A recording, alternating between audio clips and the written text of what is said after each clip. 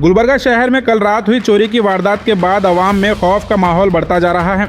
भाग्यवंती नगर, संतोष colony और हरिकृष्णा नगर के अलावा शहर के कई इलाकों में लगातार हो रही चोरी की वारदातों से लोग सख्त परेशान हैं।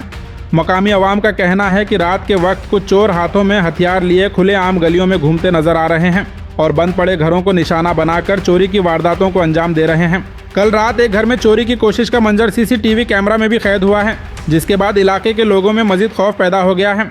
खुलेआम हथियारों के साथ घूमने वाले इन चोरों की वजह से लोग हर रात डर और बेचैनी के साये में गुजरने पर मजबूर हैं। तमाम मोहल्लों के रहने वालों ने पुलिस कमिश्नर से पुरजोर गुजारिश की है कि इस गैंग को जल्द से जल्द गिरफ्तार किया जाए और शहर में फैली बेचैनी और खौफ के माहौल को ख़त्म किया जाए। आवाम का कहना है कि उन्हें महफूज माहौल चाहिए ताकि वह अपने घरों में सुकून और इत्मीनान के साथ ज़िंदगी गुजार सकें।